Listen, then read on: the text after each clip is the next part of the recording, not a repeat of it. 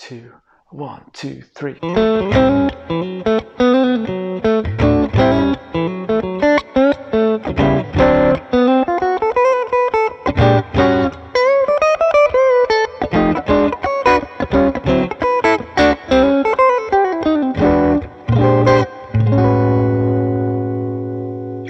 Hi everyone and welcome back to the channel. In this video we're going to walk through that 12-bar blues that you heard in the intro there.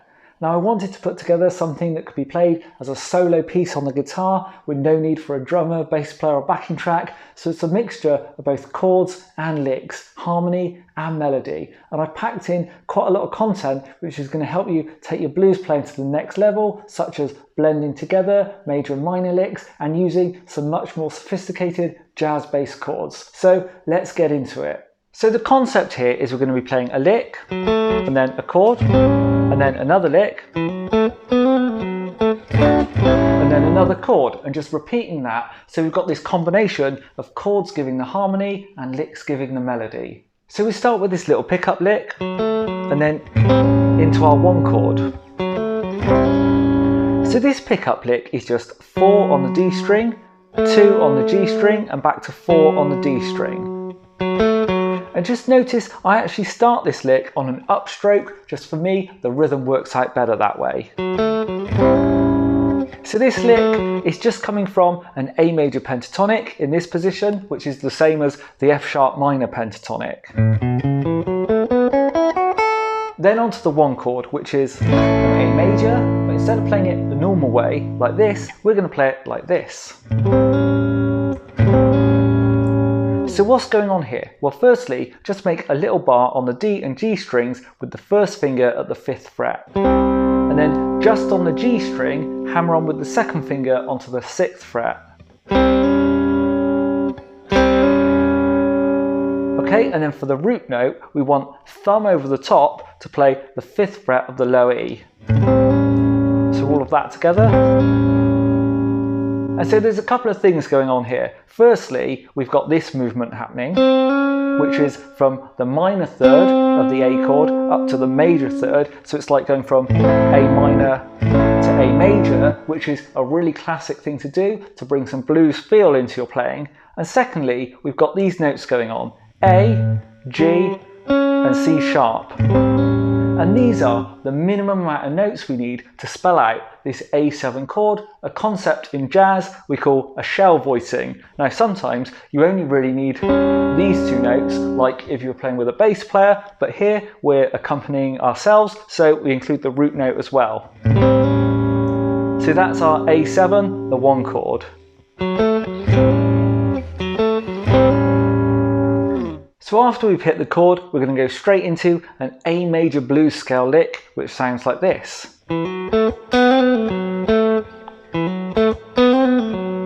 Again, we're in this A major pentatonic position here, but we're also including this note at the 5th fret, this C natural, which is our blue note from the A blues scale.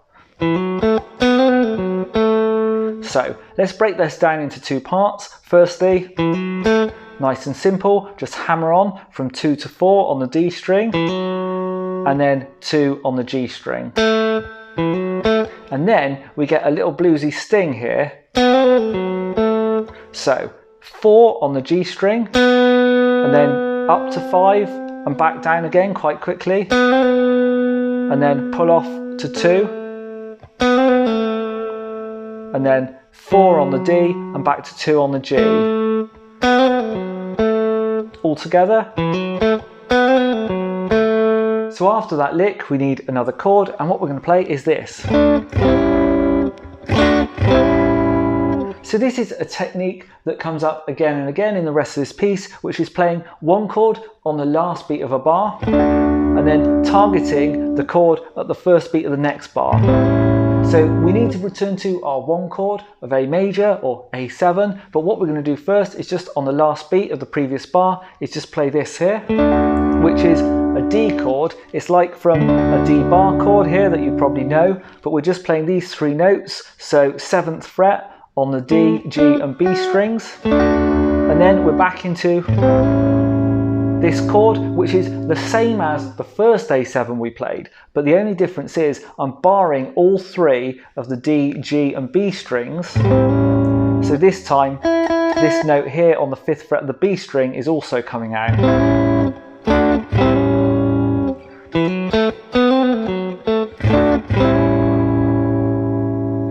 Now our next lick is going to sound like this. Coming from those previous chords. So really this is a bit of a hybrid major minor lick, something that works really, really well when you're playing major blues. So firstly we get this. So 2nd fret on the D string, hammer on to the 4th fret, and then 2nd fret on the G string and back to the 4th on the D. Very similar to what we've been doing already and rooted in the A major pentatonic. But then what we do is go into kind of a minor pentatonic feel. So if you think you've got an A minor pentatonic scale here in this position. And so what I'm going to do is play here, 3rd fret of the B string, and then 5th fret of the G string. A little microtonal bend on that one, and then back to the root note, the A, here at the 2nd fret on the G string. All together.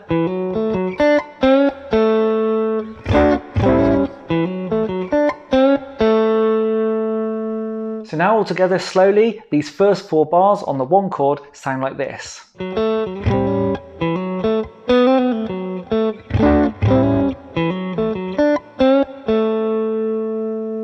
So now we need to move on to the 4 chord, and the way we're going to do that is like this. So what's going on here? Well, this first chord is really an A7 add 9. You could argue that it's a C sharp minor 7 half diminished, but really here, even though it doesn't have an A in it, it's functioning as an A7 chord, and that's the way we'll hear it. And because it's got this C sharp in the bass, it really wants to resolve up to this D here. So it really gives us the perfect lead into that 4 chord. So to play this chord, just bar from the A string at the 4th fret, just bar down, and then we want to play 2nd finger on the 5th fret of the D string, and then 3rd finger on the 5th fret of the B string. You don't want to play this top E or the bottom E, so just mute those out. And then into the D7, our 4 chord. So really this is just like if you play a C here and then little finger onto the 3rd fret of the G string to make it a C7. Just move all that up 2 frets and there you have the D7 chord.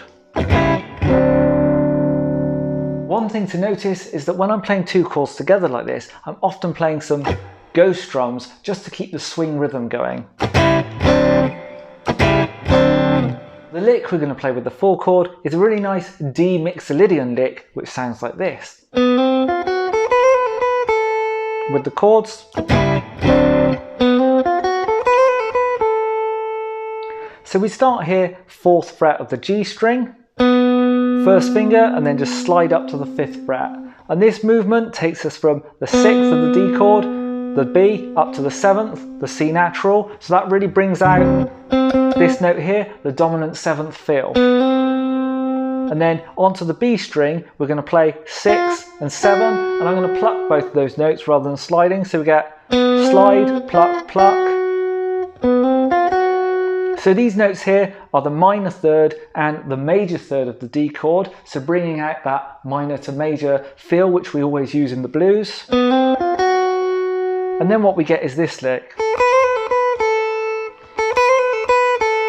which is very similar to what we played earlier on, but here on the high E string. So we're starting 5th fret, and then up to the 7th fret, and then slide up to the 8th and quickly back down, and then 5th fret, 7th fret, 5th fret.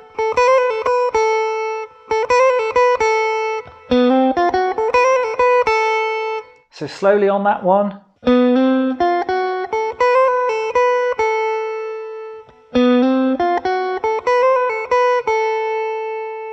So on the 4 chord it's.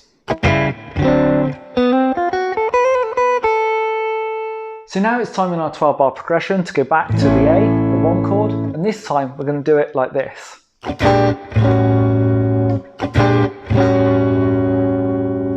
So what's going on here? Well, I'm approaching the A from 1 fret above, a semitone above. So I'm playing a B flat chord and then down to the A.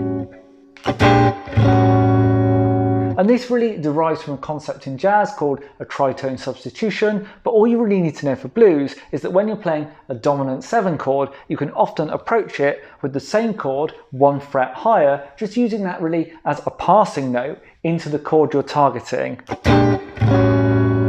But one really important thing to know is you can't really do this with just the plain old boring chord. So if I just play, kind of doesn't really work in the same way that this does. So you need to use these slightly more sophisticated chords, which just draw the listener's attention, their ear in a different direction, and allows this chromatic movement to work. So what I'm playing here, I'll show you the chord shape on the A first. So first finger, the 5th fret on the low E, second finger, the 5th fret on the D.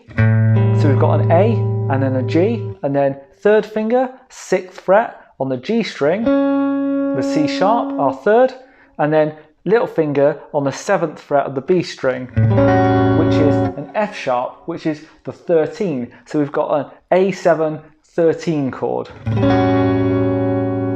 Now what we can do is move that exact same shape up a fret, and then resolve down to the A.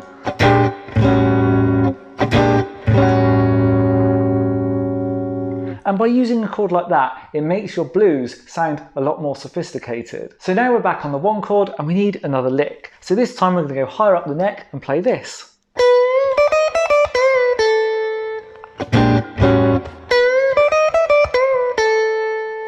So this is another lick which combines some of the major scale notes with some of the minor scale notes. So we start here at the 12th fret of the B string and bend that note up. And now this doesn't need to be completely in tune.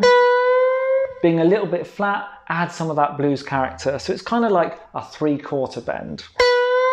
And then up to the high E, we're going to play 10, 11, 12. So here we're bringing in at the 11th fret. That's the blue note from the minor scale. So 10, 11, 12, and back to 10. And then pre-bend again, this note at the 12th fret on the B string, just a little half bend, so it's hitting this minor third here. Let it bend down and then release to the 10th fret on the B string.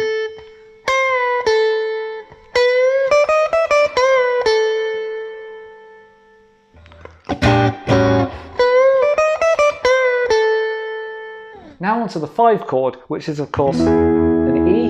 And what we're going to do is reuse that same concept from earlier where we did the chromatic approach from B flat down to A, but this time we'll be coming from half step above E, so an F resolving down to an E. But once again, we can't just use really basic chords like that because it's going to sound rubbish. We need something a bit more sophisticated. So the way we're going to finger this is second finger, 7th fret of the A string, first finger, 6th fret of the D string, and then third finger is going to bar all of the top 3 strings.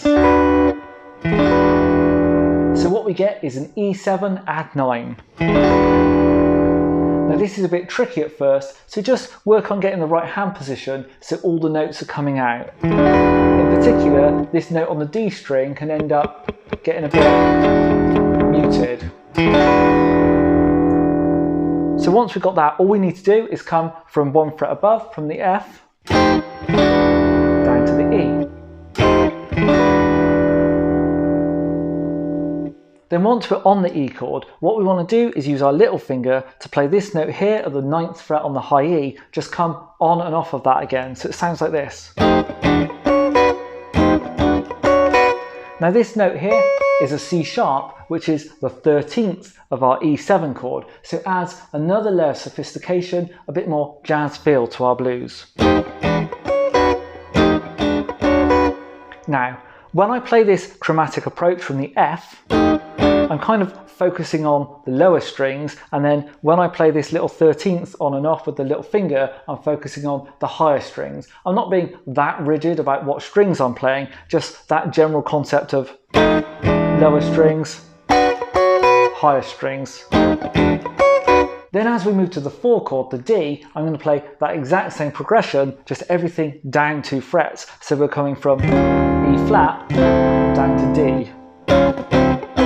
So we get F to E, E flat to D. So now we've gone from the 5 chord down to the 4 chord, it's back to the 1 chord. And the way we're going to do this is using a very similar technique that we used earlier, which is this bar chord here at the 7th fret on the D, G and B strings, and then down to a bar chord here on the 5th fret on the same strings, and then just hammer on just on the G string to the 6th fret. So all together it's going to go like this.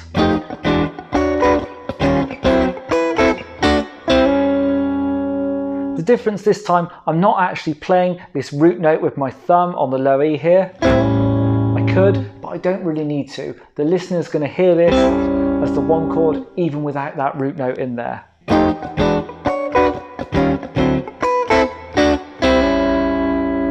And then we've got one last lick to turn us around back to the 5 chord, which goes like this.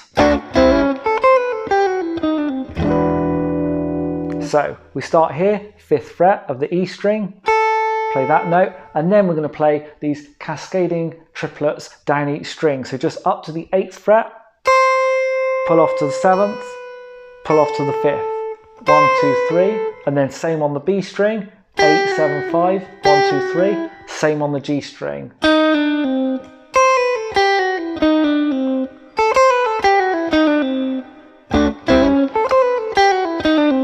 And then into the E7 add 9 that we learned earlier.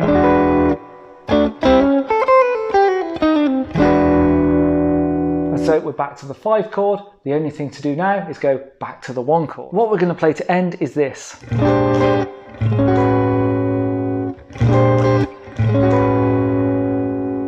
Now once again we're using this chromatic approach from B flat down to the A. The difference this time is on this B flat chord is exactly the same as we played earlier, the B flat 7 add 13, but this time I'm also adding the 9th by letting my little finger make a bar here on the top 2 strings on this 8th fret. It's a little bit tricky to do, but when you do it, it brings out a really sweet chord.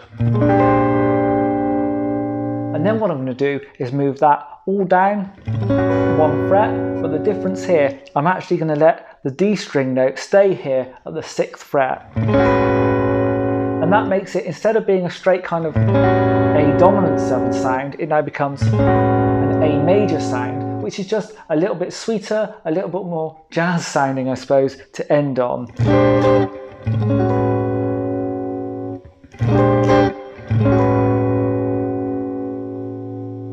So now all the way through, really slowly.